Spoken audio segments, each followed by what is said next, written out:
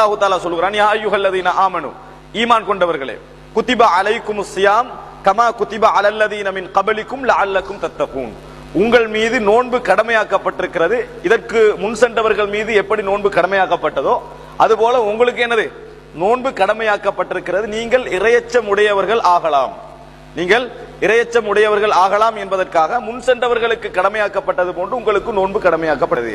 ஐயாமம் மஅதூதாத், ஒரு சில குறிப்பிட்ட நாட்கள், வருஷம் முழுசும் அல்ல, ஒரு சில குறிப்பிட்ட நாட்கள். ஃபமன் கான மின்கும் மரீலன் அவ் அலா சஃபரின், உங்களில் யாராவது நோயாளியாக இருந்தால் அல்லது பிரயாணத்தில் இருந்தால், உங்கள் யாராவது நோயாளியாக இருந்தால் அல்லது பிரயாணத்தில் இருந்தால் ஃபஇத்தத்தும் மின் ஐயாமின் உஹர், ஏனைய நாட்களில் அவர் நோன்பை வைத்துக் கொள்ளட்டும்.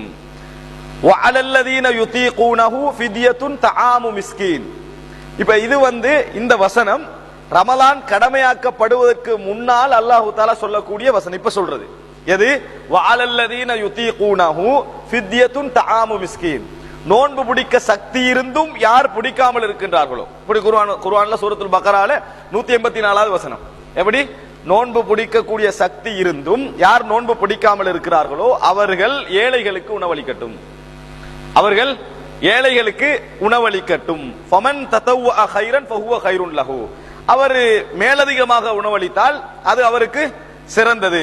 வ அன் தஸூமு கைருன் லக்கும், நோன்பு பிடிப்பதுதான் உங்களுக்கு நல்லது. நோன்பு பிடிக்க சக்தி இருந்து நோன்பு பிடிக்காம ஏழைகளுக்கு பரிகாரம் கொடுக்கிறதை விட நோன்பு பிடிப்பதுதான் உங்களுக்கு சிறந்தது. இன் குன்தும் தஅலமூன், நீங்கள் அறிந்தவர்களாக இருந்தால்.